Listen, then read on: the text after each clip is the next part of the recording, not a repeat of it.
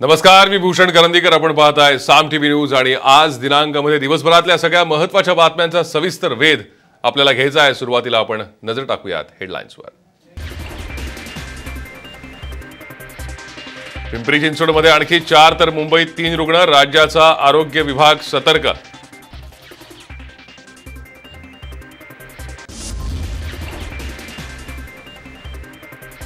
आरोग्य विभागाच्या भरती परीक्षेतील गट क च्या पेपर फुटी प्रकरणी दोघांना अटक, तर परीक्षा रद्द करण्याबाबत मुख्यमंत्र्यांशी चर्चेनंतरच निर्णय. अजित पवारांची माहिती.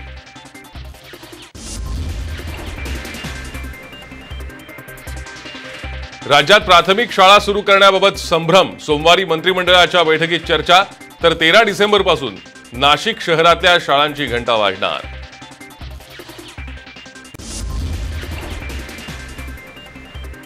इम्पेरिकल डाटा गोळा करण्यासाठी मागासवर्ग आयोगाला 5 कोटींचा निधी. राज्य सरकारचा मोठा निर्णय.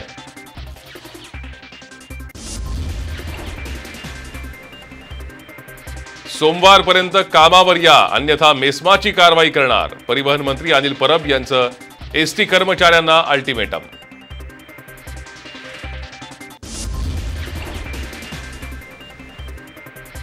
मुंबईच्या महापौर किशोरी पेडणेकरांना पत्राद्वारे जीवे मारण्याची धमकी. कुटुंबियांना गोळ्या घालण्याचा इशारा.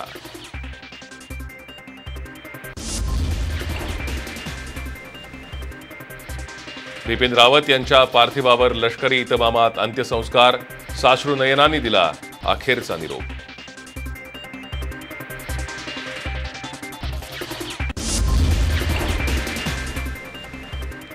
सुरुवातीला एक मोठी बातमी आपण पाहूयात, ते म्हणजे संरक्षण दल प्रमुख जनरल बिपिन रावत यांच्या मृत्यूमुळे संपूर्ण देशाचे डोळे पाणावलेत. एका योद्ध्याच्या अपघाती निधनानं संपूर्ण देश शोकाकुल आहे. पण या सगळ्यात देशात असे काही व्यक्ती आहेत जे त्यांच्या जाण्याचा आनंद व्यक्त करतायत. सोशल मीडियावर काही जणांनी आनंद व्यक्त करणाऱ्या पोस्ट शेअर केल्या आहेत. यातील काही परदेशातील आहेत, मात्र यामध्ये देशातील काही विकृत सुद्धा आहेत. जनरल बिपिन रावत यांच्या मृत्यूवर पोट धरून हसणारे हे देशद्रोही आहेत तरी कोण, असा प्रश्न पडतो. देशानं वीर सुपुत्र गमावला असताना हसणाऱ्या विकृतांचा शोध घेतला पाहिजे. त्यांच्या या आसुरी कृत्याचा निषेध करावा तितका कमी आहे. जनरल बिपिन रावत यांच्या अपघाती मृत्यूनंतर संपूर्ण देशावर एक प्रकारची शोककळा पसरलेली आहे. फक्त जनरल बिपिन रावतच नाही, तर त्यांच्यासोबत इतर 13 जण जे सैन्यातले वरिष्ठ अधिकारी होते, त्यांचा या अपघातात दुर्दैवानं मृत्यू झाला. त्यांच्या पत्नी त्यांचाही या अपघातात मृत्यू झाला. मात्र त्यांच्या या अपघाती निधनानंतर त्यांना अत्यंत शोकाकुल वातावरणात शेवटचा सलाम केला जात असताना सोशल मीडियावर काही विकृत त्यांच्या निधनामुळे आनंद व्यक्त करतायत. ही नेमकी कोणती वृत्ती आहे, असा प्रश्न यामुळे उपस्थित होतो. ज्येष्ठ साहित्यिक सच्चिदानंद शेवडे सध्या फोनलाईनवरनं आपल्या संपर्कात आहेत. सच्चिदानंद शेवडे, आपण पाहतोय एकीकडे बिपिन रावत यांच्या जाण्यामुळे संपूर्ण देशाला एक धक्का बसला, त्यांच्या जाण्यानं हळहळ व्यक्त होतीये. मात्र दुसरीकडे सोशल मीडियावरती असे काही विकृत आहेत ज्यांनी त्यांच्या जाण्याबद्दल आनंद व्यक्त केलाय. तशा पोस्ट त्यांनी शेअर केल्या आहेत. काय म्हणायचं, हे सामाजिक अधःपतन किती कोणत्या पातळीला पोहोचलंय? खरं सांगू का, देश अशा परिस्थितीतून जातोय, एकीकडे बाहेरचे शत्रू आहेतच, दुसरीकडे हे आम्ही फक्त सामाजिक अधःपतन किंवा मनोविकृत एवढंच आपण नाही ना बोलू शकत या बाबतीत. की आपल्याला लहानपणापासून कुठेतरी सैन्य म्हटल्यानंतर आपल्याला एक आदराची भावना, लहानपणापासून हा संस्कार आहे. तिथे कोणीतरी 20-25ली मुलं आहेत आणि ती सहज करतायत, सोडून द्या असं करण्यासारखं नाहीये. बरं, यातले काही हँडल्स हे पाकिस्तानी आहेत, हे तितकंच खरं आहे. पण त्याच्या बरोबरीने जी भारतीय हँडल्स आहेत ती सुद्धा कित्येक जणांनी सोशल मीडियावरती एक्सपोज केली. आणि असं असताना ज्या वेळेला कोणाकडे तरी अशा नजरेने बघितलं जातं, त्यावेळेला ते का बघितलं जातं याची कारण आपण जाणून घ्यायला पाहिजेत. एखाद्या ग्रुपला जेव्हा टार्गेट केलं जातं असं म्हटलं जातं ना, तेव्हा त्याची कारणं आपण जाणून घ्यायला पाहिजेत. या अशा पद्धतीने संपूर्ण देश हळहळत असताना कोणीतरी असं काहीतरी टाकणं म्हणून त्याच्याकडे दुर्लक्ष, केवळ विकृत पाष्कळपणा, वेडेपणा आहे. जाऊन द्या, सोडून द्या, तरुण वयातली गंमत, ही गंमत नसते हो. या अशा गोष्टी या गमतीच्या असतात का, मला सांगा तुम्ही. तेव्हा या बाबतीत गंभीरपणे उलट सरकारने पावलं उचलायला पाहिजेत. हे तितकंच खरं आहे. त्या काही जणांना अटकही करण्यात आली आहे. जम्मू अँड काश्मीर बँकेची एक एम्प्लॉई ती सुद्धा त्याच्यावरती जेव्हा व्यक्त होते तेव्हा आश्चर्य वाटायला लागतं की अरे अशा गोष्टींसाठी आपल्या देशातली माणसं, बरं त्याच जम्मू काश्मीरमधल्या अनेक तरुण मुलांनी, मुस्लिम तरुणांनी पुढे येऊन श्रद्धांजली सुद्धा वाहिलेली आहे. हेही आपण एकीकडे चित्र बघतो आणि दुसरीकडे अशाही प्रकारचं चित्र बघतो की वेगवेगळ्या वृत्तवाहिन्यांच्या पेजवरती सुद्धा अशा हसऱ्या इमोजी वगैरे टाकणारे लोक, हे आपण जेव्हा बघतो ना तेव्हा खरोखर सुन्न व्हायला होतं, विषण्ण होतं मन. एवढं मात्र नक्की खरं. शेवटे सर, आपण पाहतोय एकीकडे लष्कराचं जे योगदान आहे, जो त्याग आहे, त्या संदर्भात जाणीवा बोथट होत चालल्यात का? आणि जर त्या बोथट होणं थांबवायचं असेल तर नेमके काय प्रयत्न करावे लागतील? एक सांगू का, आपण सगळ्याच गोष्टी खूप हलक्यात घेतो. भारतीय नागरिकांचा घास रोज अडतो ओठी, सैनिक हो तुमच्यासाठी वगैरे हे केवळ काव्य उरलेलं आहे आपल्यापुरतं. या गांभीर्याने गोष्टी घेतल्याच जात नाही. ज्या देशामध्ये त्या पुलवामाच्या हल्ल्याबद्दल सुद्धा शंका घेतली जाते, एअर स्ट्राईक बद्दल सुद्धा, सर्जिकल स्ट्राईक बद्दल सुद्धा शंका घेतली जाते किंवा डोकलामच्या बद्दलही शंका घेतली जाते, तिथे मला सांगा आपण कसं या तरुणांच्या पर्यंत हे सगळं पोहोचवणार आहोत? लहान वयापासून जिथे आपल्या सैन्याचा आदर करायला शिकवलं जायलाच पाहिजे. काही झालं तरी हे सगळेजण अष्टप्रहर तिथे पहारा देत असतात, म्हणून तुमच्या आमच्यासारखे लोक, सर्वसामान्य माणूस सुखाने आपल्या घरी जेवतोय याचं कुठेतरी भान हे आपलं सुटत चाललंय का हे बघायला पाहिजे. अहो, केंद्रामध्ये सरकार कोणाचंही असू दे, त्याच्याशी कोणाला काही घेणं नसतं, पण महत्वाची गोष्ट सैन्य, ज्या सैन्याच्या बळावरती आमचा देश सुरक्षित राहतोय, त्या सैनिकाबद्दल कोणी काही असं विकृतपणाने बोललं ना तर चीड येते. हे तितकंच खरं. धन्यवाद सच्चिदानंद शेवडे, सविस्तर प्रतिक्रिया दिली त्याबद्दल. आपण पाहतोय लष्कराचं योगदान, त्यांचं बलिदान, या सगळ्याबद्दल जाणीवा कुठेतरी बोथट होत चालल्याचं हे द्योतक आहे असं मानायला हरकत नाही. मात्र त्याचबरोबर या सगळ्या प्रतिक्रियांवरून ही विकृती किती मोठ्या प्रमाणात फोफावतीये हेही लक्षात येतं. देशाच्या तिन्ही दलांचे, ज्याला आपण प्रमुख म्हणू शकतो असे बिपिन रावत यांचा अपघाती मृत्यू झाल्यानंतर संपूर्ण देशाला त्याबद्दल चिंता वाटली, संपूर्ण देश हळहळला. असं असताना सोशल मीडियावरनं काही विकृतांनी त्यांच्या जाण्याबद्दल आनंद व्यक्त केला आहे आणि काही हसऱ्या इमोजीज टाकून या संपूर्ण घटनेची, या संपूर्ण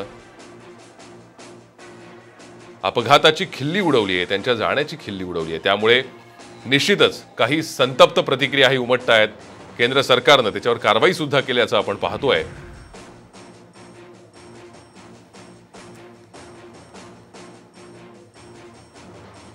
सीडीएस बिपिन रावत यांच्यावर दिल्लीतल्या बार स्क्वेअर स्मशानभूमीत लष्करी इतमामात अंत्यसंस्कार करण्यात आले.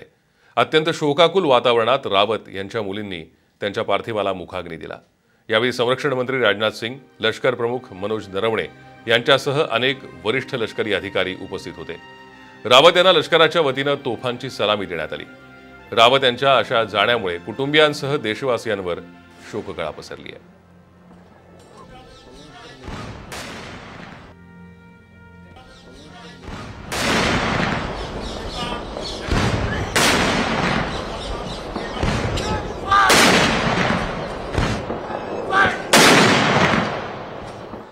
बिपिन रावत यांच्या हेलिकॉप्टरला झालेला अपघात आणि तैवानच्या लष्कर प्रमुखांच्या हेलिकॉप्टरला झालेल्या अपघातात विलक्षण साम्य आहे.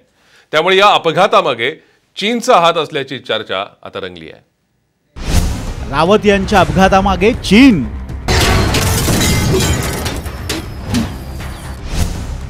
तैवानच्या लष्कर प्रमुखांचाही झाला होता अपघात.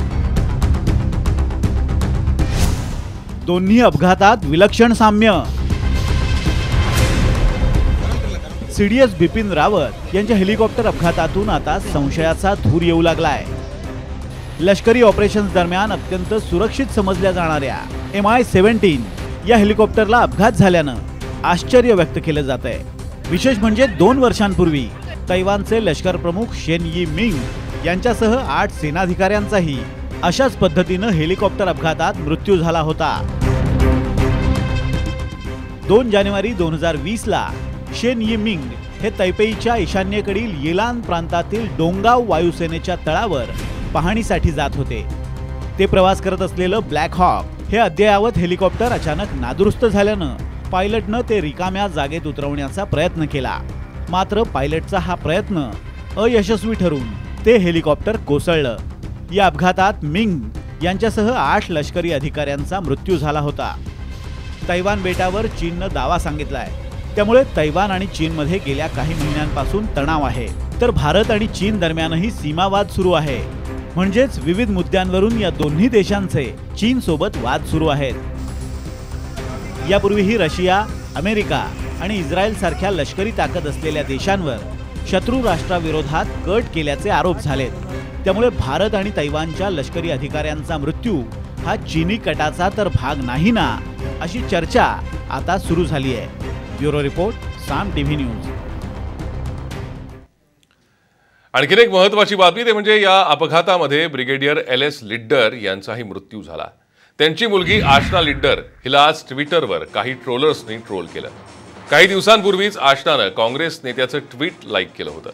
त्यावर आपलं मत मांडलं होतं. यावरून तिला ट्रोल करण्यात आलं. अखेर आशनानं ट्विटर अकाउंटच बंद केलंय. सैनिक कुटुंबात जन्मल्याचा अभिमान असल्याचं या व्हिडिओमध्ये आशना सांगतेय.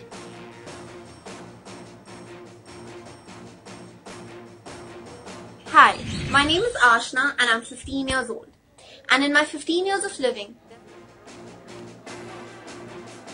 या संदर्भात अधिक माहिती घेऊयात. आमच्या मुंबई ब्युरो चीफ रश्मी पुराणिक सध्या आपल्या संपर्कात आहेत.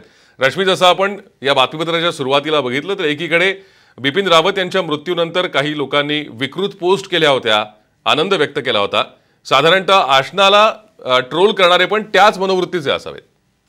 नक्कीच आपण बघतोय. खरं तर बिपिन रावत आणि त्यांचे जे सगळे क्रू मेंबर होते त्यांच्या मृत्यूनंतर खरं तर कुटुंबियांना खूप मोठा धक्का बसला आहे. आणि ब्रिगेडियर लिड्डर ह्यांची ही कन्या आहे, 17 वर्षाची. आज तिने मीडियासमोर बाईट देताना देखील सांगितलं होतं की मला माझ्या वडिलांचा अभिमान आहे. आणि जेव्हा तिच्या ट्विटरवर जे जुने ट्विट्स होते ज्यामध्ये तिने UPचे मुख्यमंत्री योगी आदित्यनाथ यांच्यावर टीका केली होती किंवा प्रियंका गांधी यांचे काही ट्विट्स आरटी केले होते, स्वरा भास्कर यांच्या देखील ट्विट्स आरटी केले होते, तर एकूणच काँग्रेस समर्थक असल्याचं सांगत कुठेतरी मिलिटरी किंवा आर्मीमध्ये असलेल्या अधिकाऱ्यांची मुलं कोणत्या मनोवृत्तीची आहेत, कोणत्या मानसिक वृत्तीची आहेत, ते कशा एखाद्या धर्माला टार्गेट करतात, अशा पद्धतीने ट्रोल्स जे आहेत त्यांनी ट्रोल करण्यात आलं. आणि त्यानंतर आशना हिने ट्विटर सोडलं, आपलं अकाउंट देखील डिॲक्टिव्ह केलेलं आहे. त्यामुळे एकूणच बघतोय की ही वृत्ती जी आहे ती वाढतच चाललेली आहे. एकीकडे जेव्हा बिपिन यांचा मृत्यू झाला त्यानंतर ज्या पद्धतीचे ट्विट्स आले आणि त्यानंतर आता आशना लिड्डर हिच्याबाबत जे ट्रोल्स करण्यात आले, तर एकूणच सोशल मीडियावर जर आपण बघितलं गेल्या 2 दिवसात खूप मोठ्या प्रमाणावर ही जी वाईट वृत्ती आहे ती समोर आलेली आहे. धन्यवाद रश्मी या सविस्तर चर्चेसाठी आणि माहितीसाठी. आपण पाहतोय एकीकडे बिपिन रावत यांच्या मृत्यूनंतर ज्या प्रकारे काही विकृतांनी आनंद व्यक्त केला होता तीच विकृती आशनाच्या बाबतीत दिसून आली आहे. प्रियंका गांधींनी एक ट्विट केलं होतं, ते आशनाने रिट्विट केलं आणि त्यानंतर तिला ट्रोल करण्यात आलं. अखेर आशनाने कंटाळून तिचं ट्विटर अकाउंटच बंद केलंय.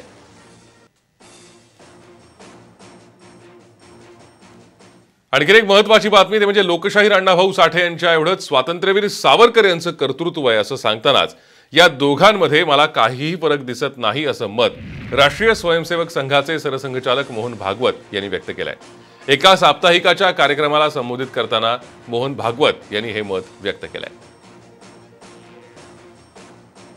तूतेची अर्पिली नवी कविता रसाला, लेखाप्रती विषय तूची आनंद आला, असं म्हणून मातृभूमीच्या पायावर वाहणारे सावरकर आणि दुःखितांच्या शोषितांच्या अडचणी दूर व्हाव्या, त्यांच्या जागृती व्हावी, संघटित बळाने समाजातला अन्याय, विषमता, असत्य नष्ट व्हावं आणि हा समाज पुन्हा समतायुक्त, शोषणमुक्त असा होऊन वैभवाची वाट चालू लागावा, मंगलाच्या पावलांनी चालावा, याच्याकरता आजीवन आपली प्रतिभा खर्च घालणारे अण्णाभाऊ.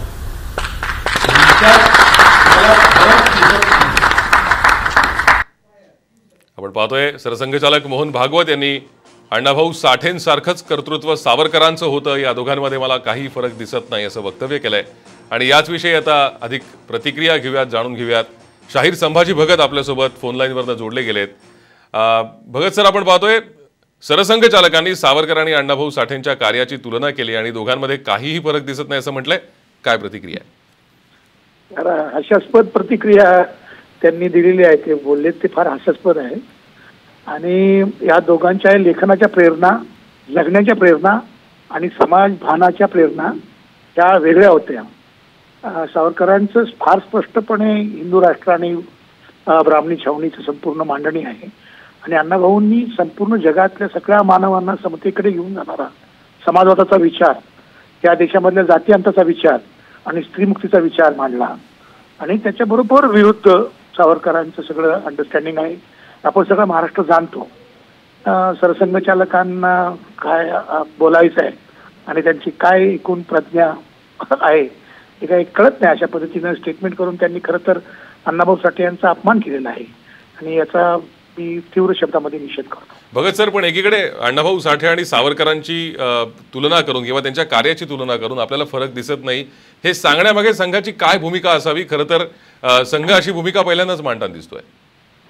काय आहे की सगळ्या एकतर अतिशय वाईट गोष्टीतली आहे की सगळ्या महामानवांना गिळंकृत करून किंवा त्या महामानवांच्या त्यांना आपल्या आयडिओलॉजीचं इंजेक्शन देण्याचं हे जे काम आहे हे संघानं अगोदरपासून केलेलं आहे. सर्व म्हणजे त्यांनी संपूर्ण ज्या गांधीजींना म्हणजे त्यांनी संपवलं निरनिळ्या पद्धतीनं त्यांना सुद्धा त्यांनी स्वीकारायचं. बाबासाहेबांच्या बाबतीमध्ये तीच गोष्ट आहे. तीच आता अण्णाभाऊंच्या साठेंच्या बाबतीमध्ये आहे. तर हे सगळ्या महामानवांना स्वीकारून त्याला आपलं संघाचं इंजेक्शन द्यायचं आणि नंतर त्या आयडिओलॉजिकली त्यांना वापरायचं, अशा पद्धतीनं ही प्रतीक संपूर्ण कब्जा करण्याचं कारस्थान हे दिसत आहे. बाकी काय नाही. त्याच्यामध्ये त्यांचा तो स्पष्ट आहे की एक तर त्यांच्याकडे महामानव नाही आहेत.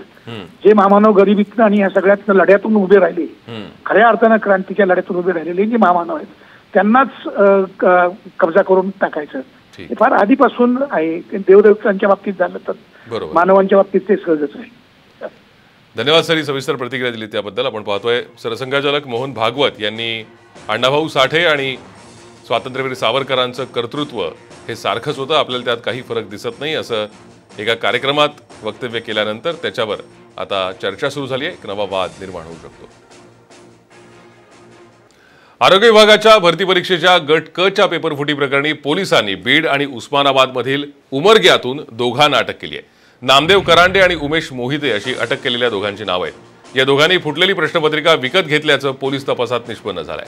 आरोग्य विभागाच्या भरती परीक्षेच्या गट क च्या पेपरफुटीची ही चौकशी सुरू झाली आहे. गट ड प्रमाणे गट क च्या पदभरतीचा पेपर फुटल्याची तक्रार उमेदवारांनी केली होती. आणि क मध्ये सुद्धा आता काही मुलं यापूर्वी पेपर फुटला सांगण्यासाठी आलेले आहेत. त्यांचा जबाब नोंदवणं चालू आहे.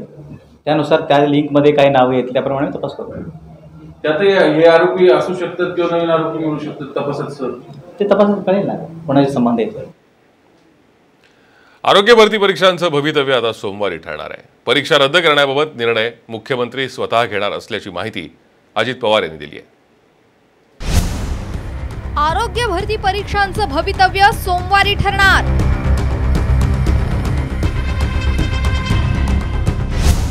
परीक्षा रद्द करण्याबाबत मुख्यमंत्री करणार फैसला.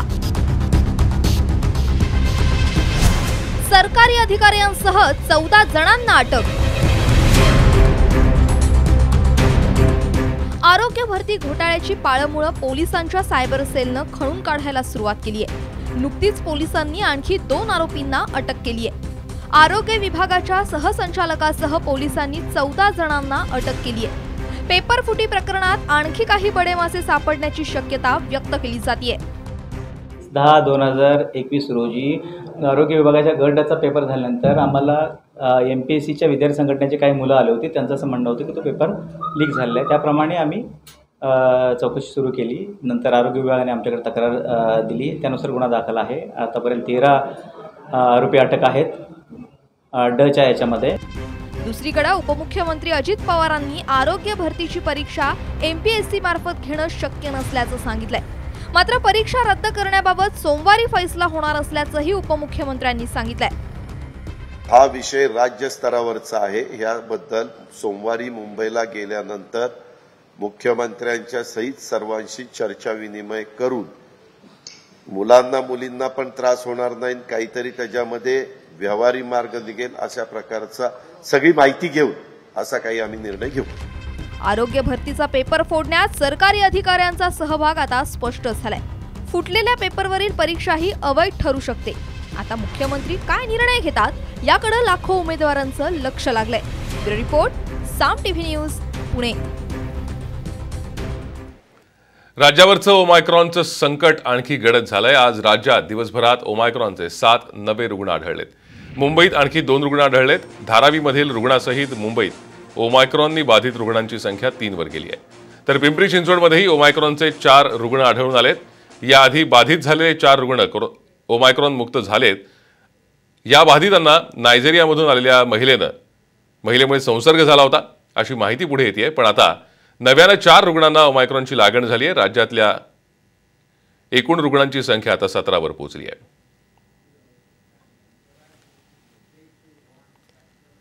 तर ओमायक्रॉनमुळे राज्यातील 1ली ते 7वी पर्यंतचे वर्ग सुरू करण्याचा डिसेंबरच्या पहिल्या आठवड्यातला मुहूर्त हुकला आणि शाळा सुरू करण्याबाबतचा निर्णय 15 डिसेंबरपर्यंत पुढे ढकलला गेला. मात्र आता या 15 डिसेंबरचाही प्राथमिक शाळांचा मुहूर्त हुकण्याची शक्यता निर्माण झाली आहे. राज्यात काही ठिकाणी शालेय विद्यार्थ्यांना कोरोनाची लागण झाल्यानं शाळा सुरू करण्याबाबत संभ्रमावस्था आहे. तशातच शिक्षण विभाग आणि शिक्षण मंत्र्यांमध्ये शाळा सुरू करण्याबाबतही समन्वयाचा अभाव पाहायला मिळतोय. त्यामुळे प्राथमिक शाळा सुरू होण्यास पुढील वर्ष उजाडण्याची शक्यता आहे. शाळांबाबतचा निर्णय हा राज्य पातळीवर असेल आणि याबाबत सोमवारी किंवा कॅबिनेटमध्ये चर्चा होईल अशी माहिती अजित पवार यांनी दिली आहे. सहसा बुधवारी कॅबिनेटला मुख्यमंत्री, शालेय शिक्षण मंत्री आम्ही सगळेजण एकत्र जमत असतो. त्यावेळेस त्याबद्दलचा निर्णय त्या ठिकाणी घेऊ. पण मागच्या वेळेस काहींनी असं सुतोवाच केलं की हा तिथल्या स्थानिकांना अधिकार द्यावा, काय करावं.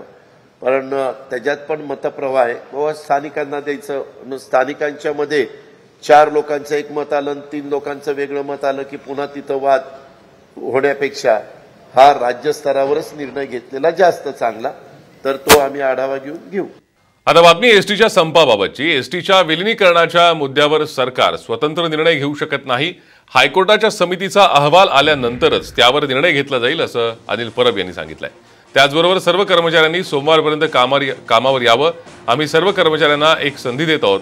सोमवारपर्यंत कोणत्याही कर्मचाऱ्यावर मेस्माची कारवाई होणार नाही असं देखील अनिल परब यांनी सांगितलंय.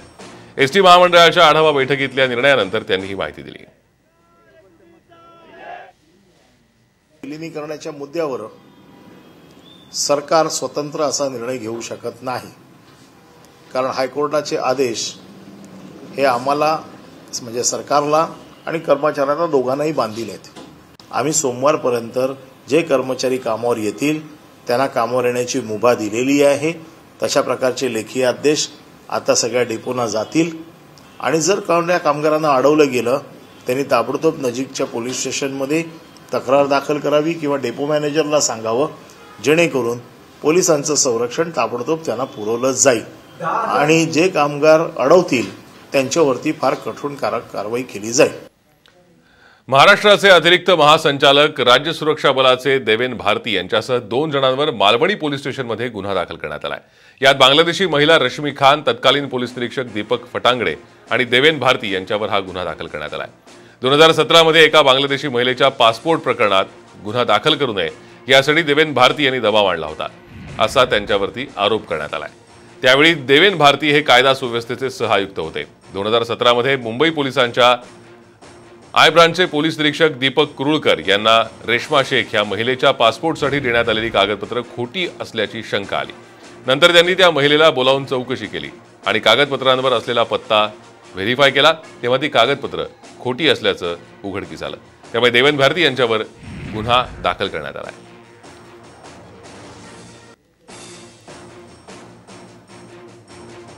परमवीर सिंग यांच्या जबाबानंतर गुरुवारी ईडीनं पुन्हा सचिन वाझेचा जबाब नोंदवला आहे. ईडीनं तळोजा कारागृहात हा जबाब नोंदवला.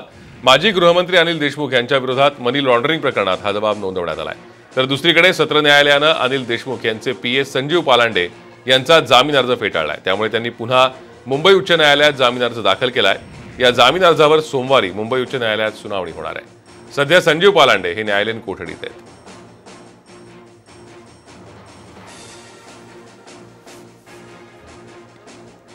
एक मोठी बातमी सध्या आपल्यापर्यंत येते ते म्हणजे नवाब मलिकांनी एक सूचक ट्वीट केलंय।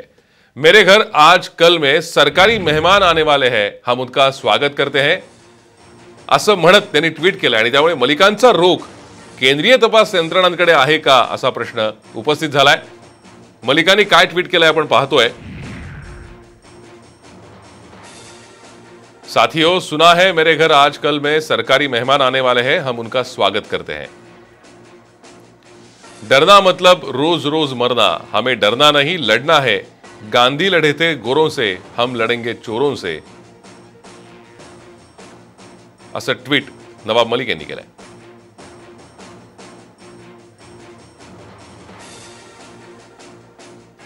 मुंबईच्या महापौर किशोरी पेडणेकर यांना एका अज्ञातानं धमकीचं पत्र पाठवलं। या पत्रातून महापौर किशोरी पेडणेकर यांना जीवे मारण्याची धमकी देण्यात आली आहे। महापौरांच्या कुटुंबियांनाही गोळ्या घालण्याची धमकी पत्रात देण्यात आली आहे। या प्रकरणी किशोरी पेडणेकरांनी गृहमंत्री दिलीप वळसे पाटील यांना पत्र लिहिलंय। धमकी देणाऱ्याला अटक करण्याचे आदेश द्यावे अशी मागणी या पत्रात करण्यात आली आहे। इतकंच नाही तर कुटुंबियांना विशेष पोलीस संरक्षण देण्याची मागणीही त्यांनी केली आहे। या प्रकरणी महापौर किशोरी पेडणेकर पोलिसात तक्रार नोंदवणार आहेत। पेडणेकरांना आलेल्या धमकीच्या पत्रावर 3 वेगवेगळे पत्ते आहेत।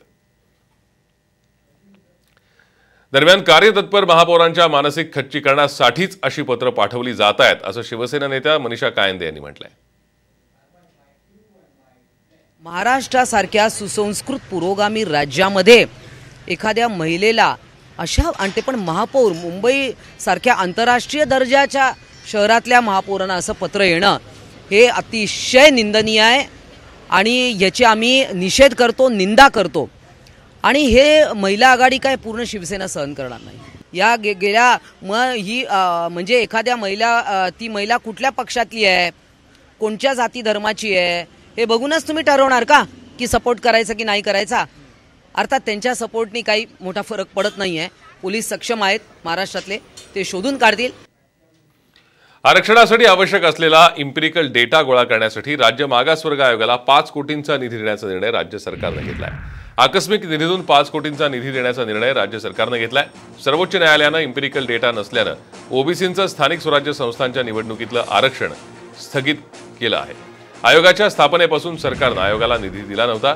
आयोगानं 435 कोटी रुपयांची मागणी केली आहे। दरम्यान उर्वरित निधीची तरतूद आगामी हिवाळी अधिवेशनात केली जाईल असं राज्य सरकारच्या वतीनं सांगण्यात आलं आहे। बेटी बचाव अभियानाचा 79% निधी म्हणजेच 447 कोटी रुपये हे जाहिरातीसाठी खर्च केल्याचं समोर आलंय।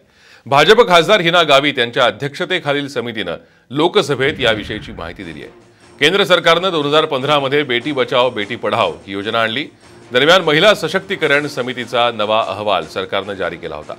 मात्र या योजनेतील पैशांचा विनियोग योग्य पद्धतीनं न झाल्यानं नाराजी व्यक्त करण्यात आली होती। जाहिरातींवर या अभियानाचे अधिक पैसे खर्च करणं म्हणजे एक प्रकारचं अपयश आहे असं गावित म्हणाले।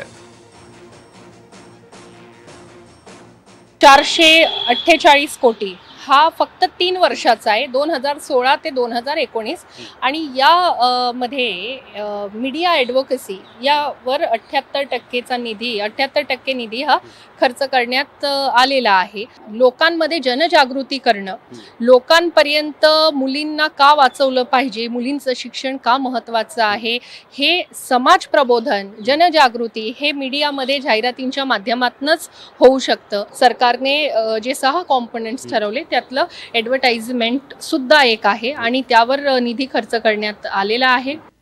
एक महत्वाची बातमी, मुंबईत मोर्चे रॅली आंदोलनाला आता परवानगी नाहीये। आज मध्यरात्री पासून 12 डिसेंबर पर्यंत परवानगी नाकारण्यात आली आहे। मुंबई पोलिसांनी नवे आदेश जारी केलेत। ओमायक्रॉनच्या संसर्गामुळे खबरदारीचा उपाय म्हणून हा निर्णय घेण्यात आला आहे।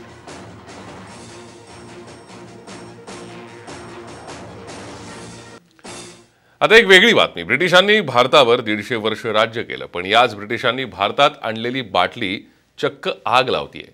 तस्करांनी ही बाटली विकण्यासाठी आणली होती, पण पोलिसांनी त्याआधीच तस्करांना पकडून ही बाटली ताब्यात घेतली आहे। कशी आहे ही आग लावणारी बाटली पाहूयात। ब्रिटिशांची आग लावणारी बाटली। बाटलीत ब्लेड जाळणारं रसायन।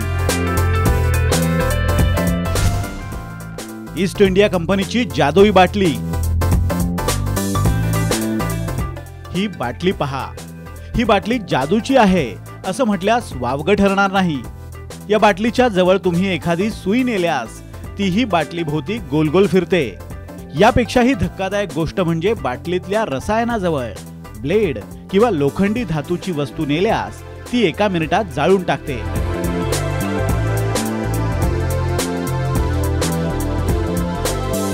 या बाटलीवर ब्रिटिश ईस्ट इंडिया कंपनी असं इंग्रजीत लिहिलं असून त्यावर 1818 असंही कोरलं गेलंय.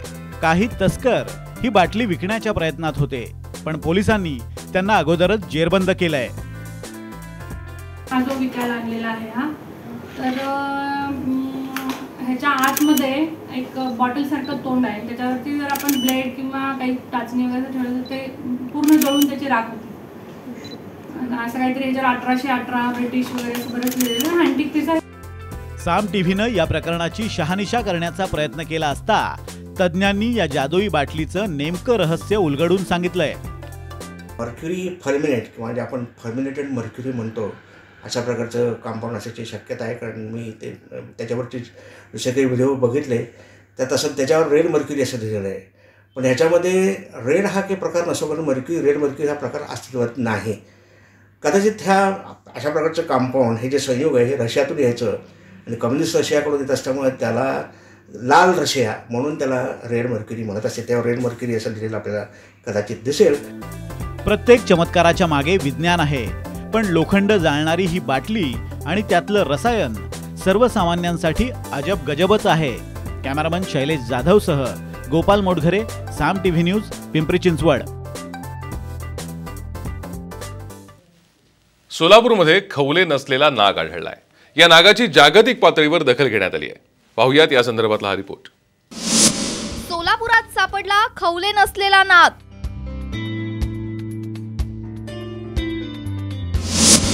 पहिल्यांदाच सापडला स्केललेस साप.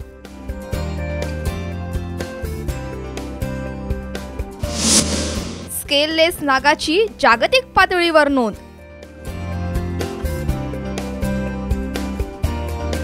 हे नागोबा पहा.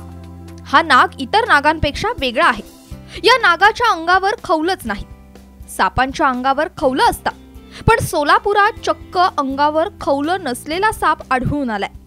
सोलापुरातल्या जाममिल परिसरात 2010 मध्ये खवले नसलेला नाग आढळला होता. त्यानंतर पुन्हा सोनीनगर भागात 2020 मध्ये खवले नसलेला नाग आढळून आलाय.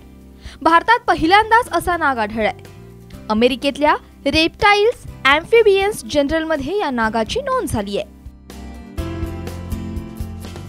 सर्व सापांच्या अंगावर खवले असतात, पण सोलापुरात सापडलेले 3 कोबरा या कोबरांच्या अंगावरती खवले नव्हते. याचा अर्थ काय, तर त्याला कोणत्या प्रकारचा रोग आहे असं काय नाही. याच्यामध्ये अधिक संशोधन करणं गरजेचं आहे आणि ते आम्ही करत आहोत. खवले असलेल्या नागाचा रुबाब वेगळा असतो. खवले नसल्यानं इतर नागांसारखे हे नाग रुबाबदार दिसत नाहीत, पण या आगळ्या वेगळ्या नागावर संशोधन होण्याची गरज निर्माण झाली आहे. विश्वभूषण लिमयेसह ब्युरो रिपोर्ट, साम टीव्ही न्यूज, सोलापूर.